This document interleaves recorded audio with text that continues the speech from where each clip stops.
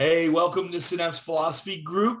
We are on D.D. Palmer's The Chiropractor's Adjuster, 1910, page 117. We're going to do a little skipping from 117 to 124 and go from there. And I'm going to start spinal adjustments. Spinal adjustment was written as an important therapeutic auxiliary to the present methods of the healing art, for those who have prepared themselves for a life work of combating inroads of disease, end quote. So that was a statement from another chiropractor. D.D. Palmer is going to rebuke that right now. Spinal adjusting is not therapeutical, is not a remedy for the disturbed performance of vital functions. It does not remedy, it adjusts cause, so that innate may correct abnormal functions and change morbid into normal structures. Spinal adjusting is not an auxiliary to any method to relieve an impingement in acute diseases by one adjustment in less than 1 minute, so innate can transmit functions in a normal amount. Is not an auxiliary to any method. Neither does chiropractic need any method as an auxiliary. Those who expect to put in a lifetime combating disease, fighting the entrance of disease, as though it was an enemy with hostile intent, should not learn chiropractic. It is very difficult to change a medical fighter into a peaceful chiropractor. All right, I'm going to open for comments and questions. That last line is something I've posted about a dozen times, and I love it. And we can go more into it. Anybody have any comments or questions? Any insights? I muted everybody out so I could talk. Bob, go ahead. You got to unmute yourself.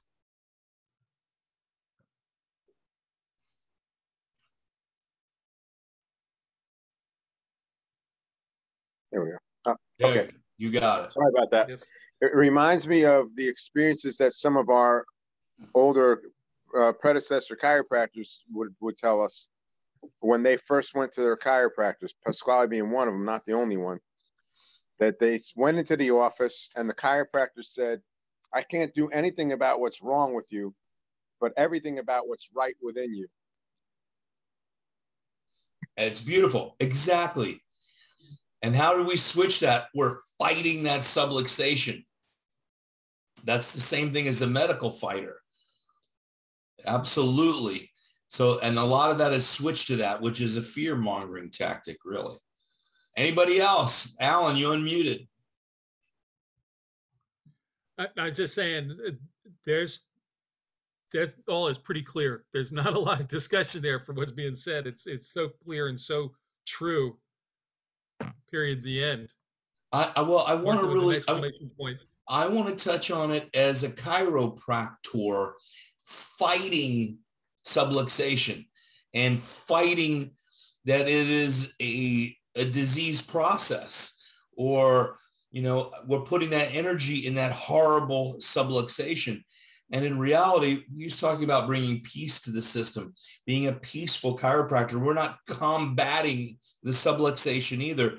I think this is a very, very important statement right here.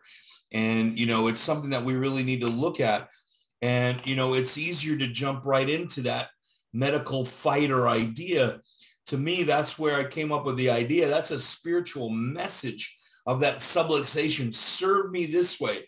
If you know how to read my language from innate, serve me here so you can care for me. I'm not fighting you as a subluxation. I am listening to you. Allow the adjustment, and innate takes over and does the job. And I think that's a very, very important statement, because it's easier to be the fighter. And every war on whatever, we look for another war when that one's over. I'd rather be at peace. So I've used that statement so many times, and I'm marketing it again, and I'm going to write it down. Anybody else? Carol, you look great today and you're having a good night. Happy birthday, Carol. Okay, I'm going to read a little bit more, everybody, okay? The author of A Spinal Adjustment was a student of mine for 4 months. He tells us that approximation, coming together in parentheses, of the vertebra narrows the intervertebral foramina, thereby impinging upon the nerve. The author makes no distinction between impinging upon and squeezing.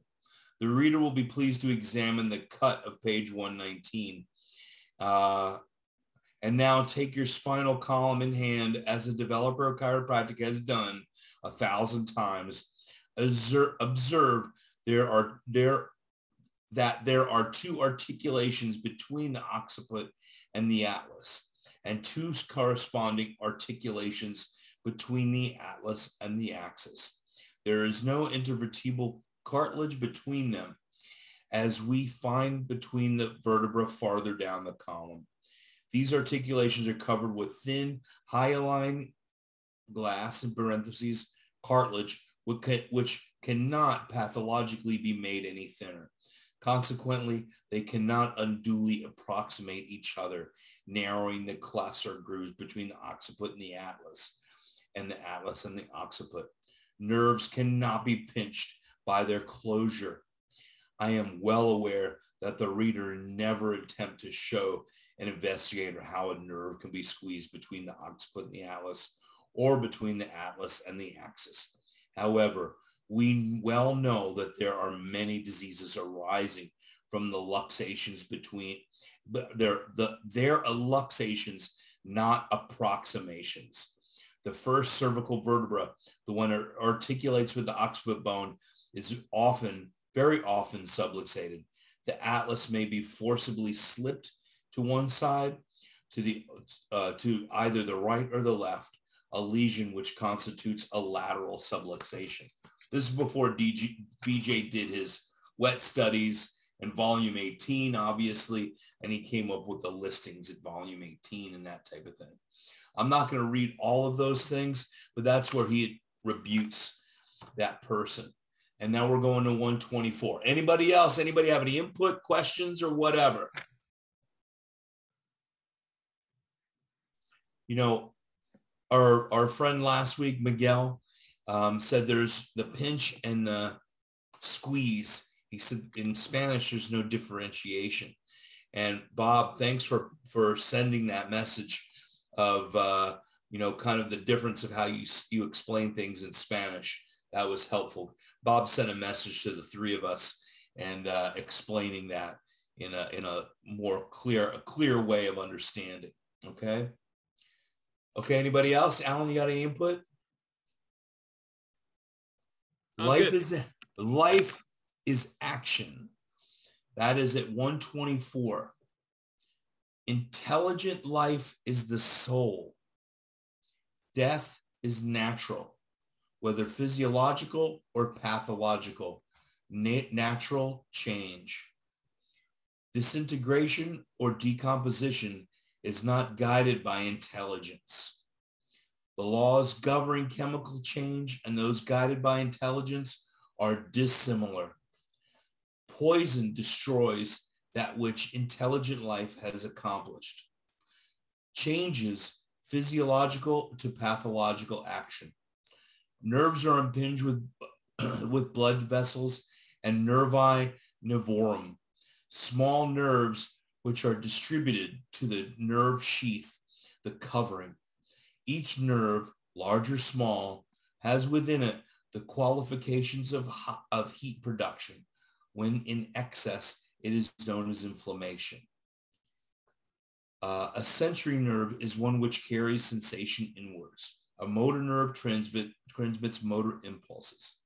All impulses are motor outward. If a sensory nerve is severed or injured at a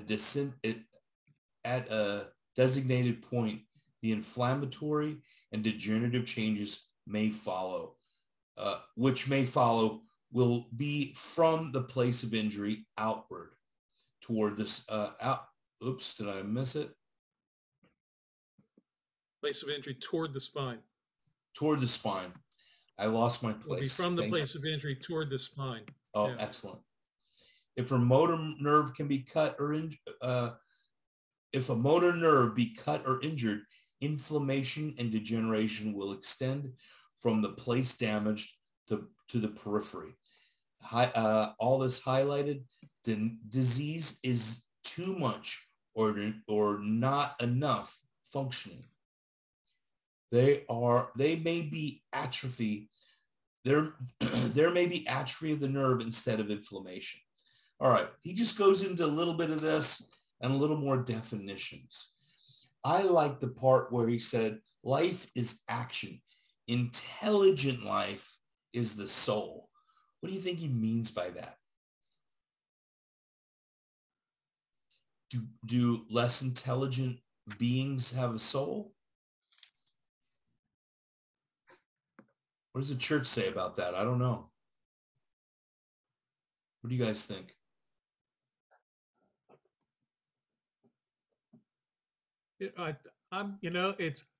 We have to be careful about what our Western prejudices have given us.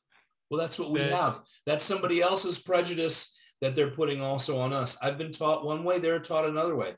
So we have our own. Where I was going is that a lot of the Eastern cultures and First Nations in this country and earlier peoples talked about the life in virtually everything. Yeah. And the spirits in everything. So if there's a spirit in a tree, how do we know that we can't relate to it as a soul like ours, but that doesn't mean it doesn't have a spirit that has a soul. When the shaman first went into they talk about now they talk about now that trees support each other and support their young. That a grove of trees, will even beyond aspens, which we know are all one tree, they are all a family. The other trees also support their young that are growing near them. So they're talking about life in action, though. That's life in action.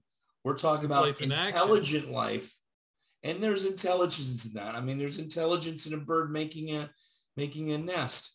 When the just talking about like the shaman and those type of things, when the first medicine hunters of the Western world went in and whatever they went to go and find the cure of this or whatever, the shaman said, it's not the tree, it's the spirit within the tree or the plant or the bush or whatever it is. It's the spirit within. The spirit is in all things. When we're talking about consistency of the philosophy is what we're talking about. We're not talking about Buddhism. We're not talking about Shintoism or Taoism. We're talking about chiropractic, right? So, I just think it's interesting. And, we've spent a little bit of time. I know Pasquale, we talked quite a bit about the difference of spirit and innate.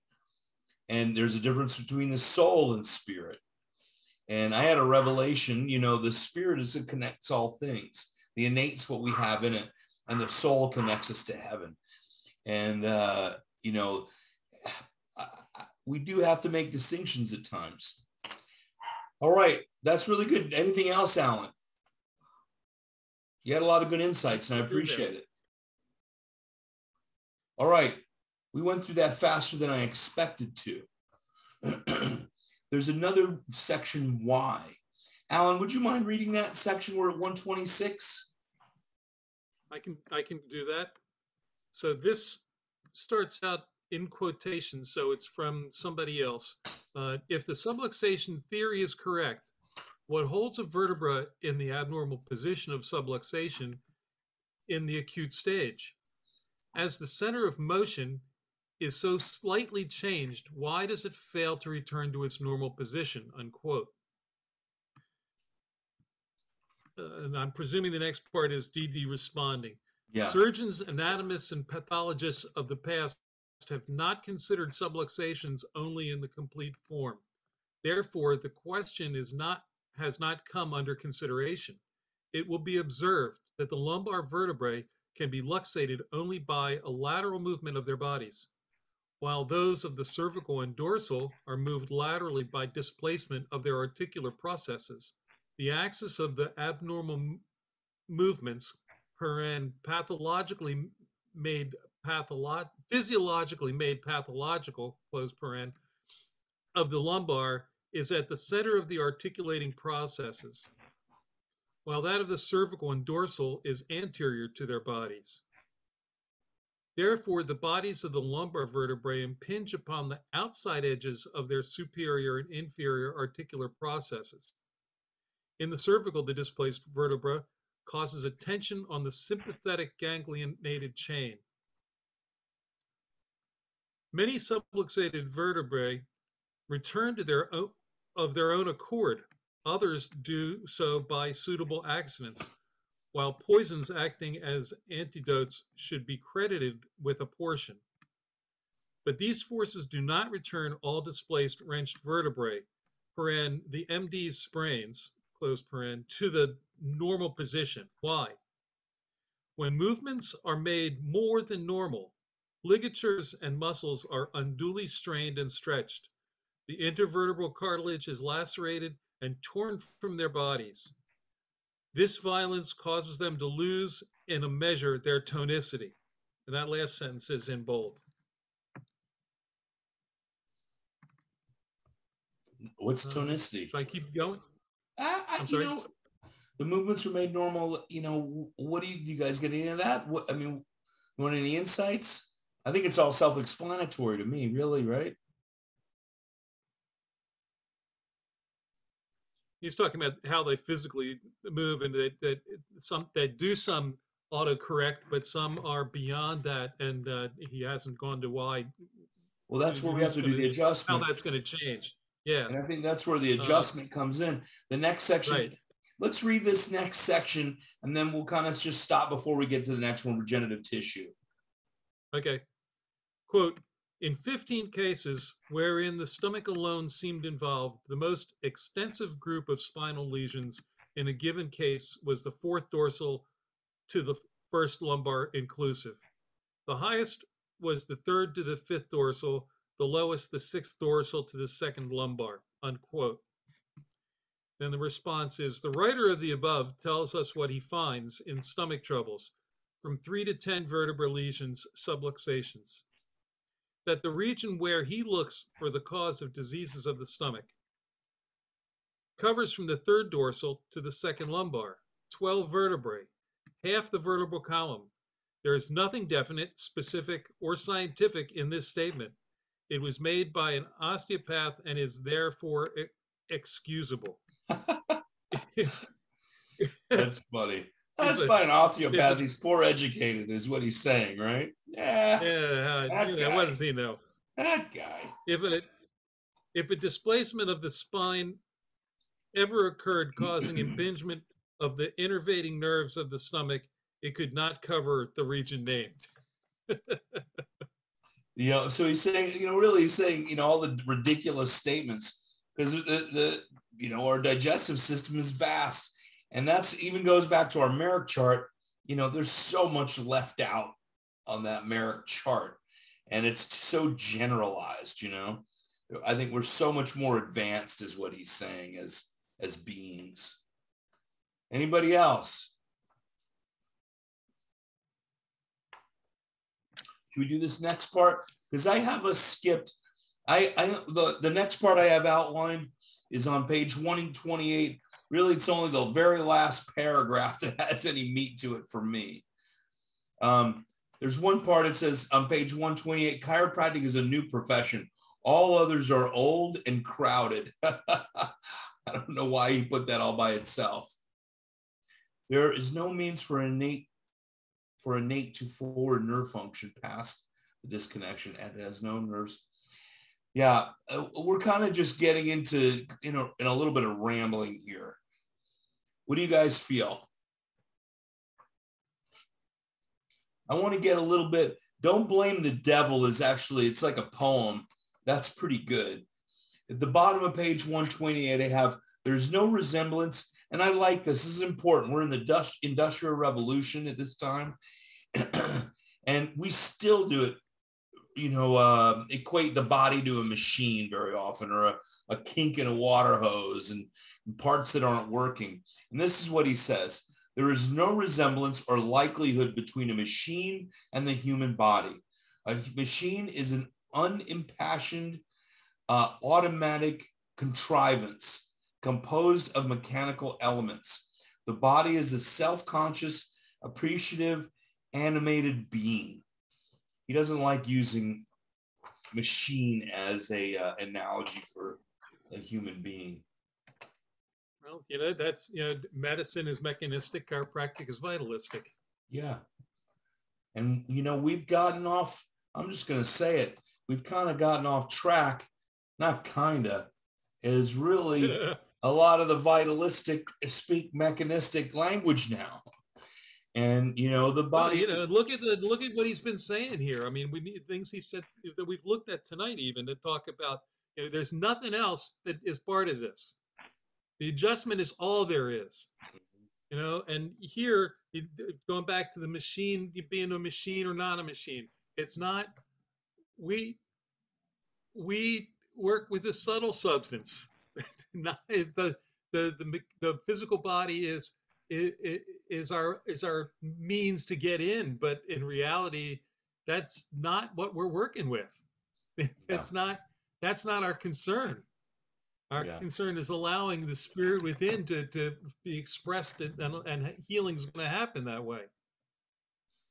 Absolutely. And you don't need the ancillary procedures. You don't need, yeah, you could, if you put infrared light, it may do something. But, the thing I used to talk about with people was they talk about using vitamins. And I say, okay, so vitamin A is toxic in large doses, right? You get too much vitamin A, it actually causes a problem. So if your body is not absorbing vitamin A and you're vitamin A deficient, and you start to get adjusted, and you're taking all that vitamin A as a supplement, and your body starts to absorb it, what happens? Are you going to kill yourself? Are you going to wind up with toxicity from it because your body's taken too much in? You've given it too much. How's that work? So why do I want to give somebody vitamins? I'm going to let their body adapt to be able to take what it needs from the food you're giving it. Absolutely. Bob, you got something? Go ahead. It's kind of just throwing this out there as a question and a statement at the same time. So I heard you mention the garden hose not being a great way to a good comparison, but I use it this way. I'm wondering what you think of this. That when there's pressure on the hose and the water can't get through, the plant doesn't receive something it needs. And when you get the pressure off the hose, it gets what it needs. And it's the plant with its own power and its own intelligence and its own wisdom within itself that then can regenerate and recuperate itself. It's one portion of that, what the nutrients that it needs is one portion of it. I was just saying BJ, and I think it's a great analogy. I used it today. The Didi didn't like that. He wanted to be separate and distinct from analogies of machine, right? We're in the beginning of the Industrial Revolution here. And he is adamant about that so many times through this book. But, we use that as a part of life. He would never say don't drink any water. He wouldn't say that. One of the things that I actually have been doing for the last couple of weeks, and I'm sure our discussions have a lot to do with it, is talking about, when God said, let there be light, light came flying in at 186,000 miles a second. And then to put that into perspective, that means in 1 second, the light could travel around the earth 7.5 times. Wow. Yeah. And, and then like the furthest visible star with the naked eye is over 16,000 light years away, which means at 186,000 miles a second, light's been traveling for over 16,000 years that we're seeing today at 186,000 miles a second. So once we see that this is so big that we just can't even wrap our heads around it, Then I say, and that's how big you are within you.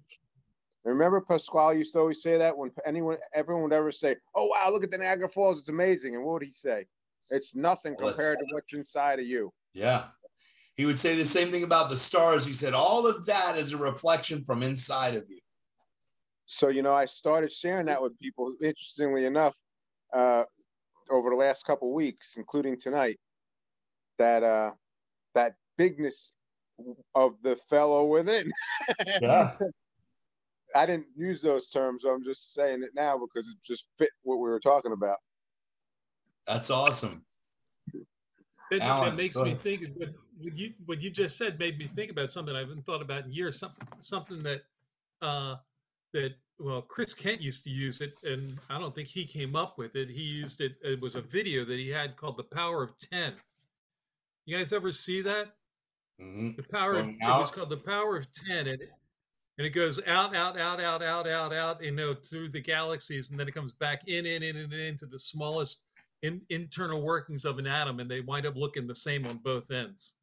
You know, it's the organization of the universe, if you will, is encapsulated, and that I haven't thought about that in a while.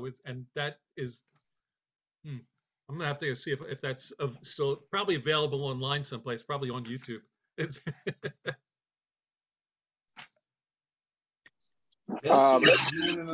subscribe to Chris Kent's YouTube channel and maybe find it there. Yeah. I'm subscribed to it. Steven Shargle. Yeah. I'll make a note for myself to try and find it. Probably just shows up if you just search Power of 10. I bet you it will.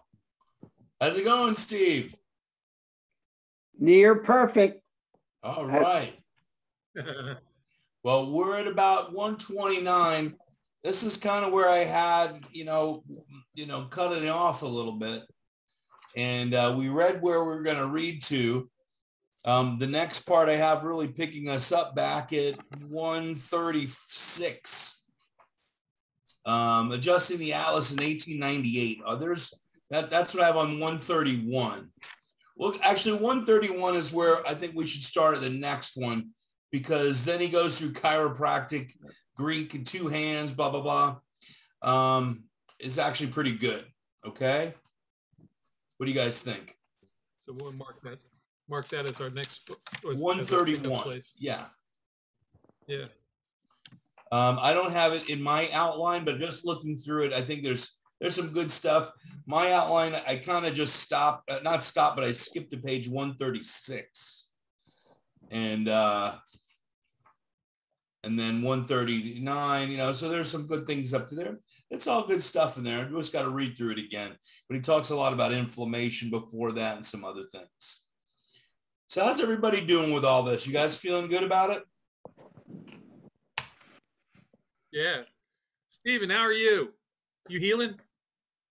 I'm healing. Yeah, there's some issues, but I can only pay attention to that which is working.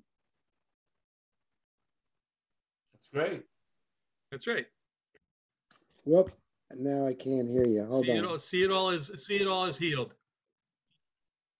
Did you lose your volume there? Now my volume. For some reason, the volume. There's this other group that I've been attending, and it goes into. That's why I haven't been coming on here. I have this other group at 7 that goes till about 8:30. But yeah, I'm healing. We thought you didn't love us anymore. No, man. There, I read something that DD wrote, and it changed my whole approach and outline to meditating. It's changed me and made me more alert, because he made a distinction between soul and spirit, soul being the life in me. So now when I look at that, when I sit and I go, what is this life in me? It has made me more focused and attentive to that which I am. Interesting. That is interesting. I like that. That was in the section we read tonight. Mm-hmm. Yeah. It was? Yes. When you sent it to me, you sent me that message. I was like, oh, how poignant. We're right on target. Yeah. So thank you for adding that. And when I am looking at something with that kind of outline of approach, it keeps me awake. Rather than for years when I would meditate and use my breath, I would kind of like fall asleep a little bit.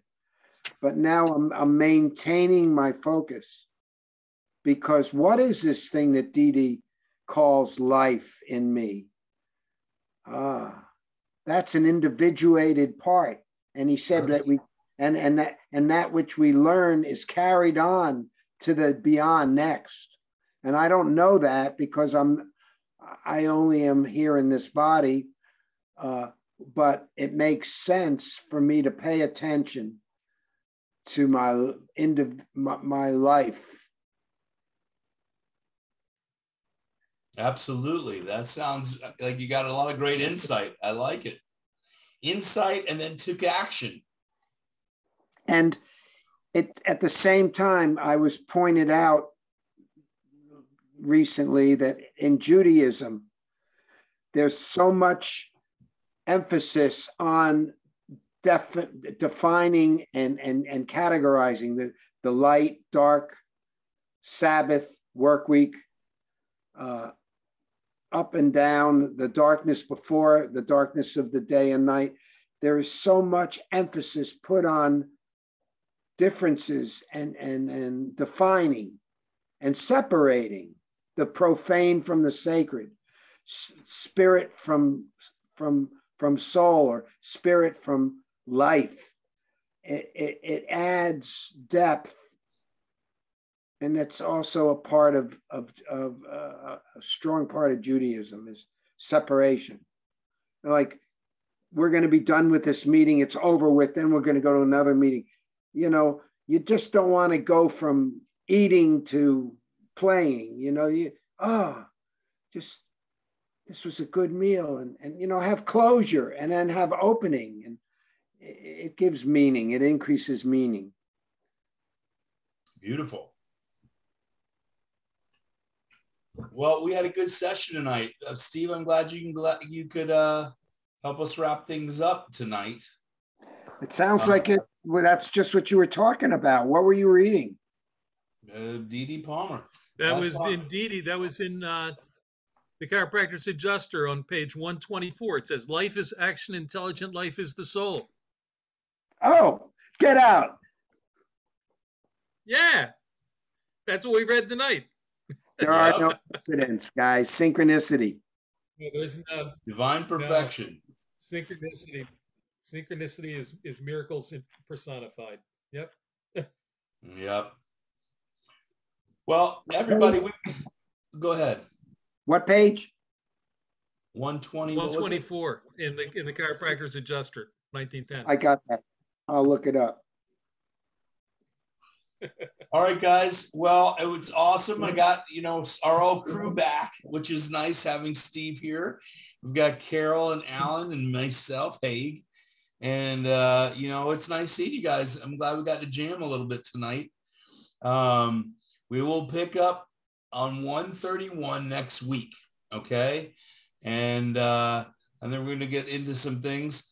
And if there's something else you want to go to, because, we read DD. DD's a lot of work to read because we got to read around things, and it's skipping. And I've got quite a bit outlined, but we can go to something else for a while. I can always come back. So let's start thinking of those things. All right. And this weekend we're teaching innate adjusting at Life University, and it's going to be intensive. I just got our manual completed, which is going to be a lot of fun. First time we've actually had a manual, so it's interesting. And we got all D.D. quotes in it. It's a manual and then D.D. Palmer, basically. If a student learns anything in chiropractic school, it should be D.D. Palmer, because you'll get lots of BJ too. Okay. Well, I love and appreciate you guys. Have an awesome night.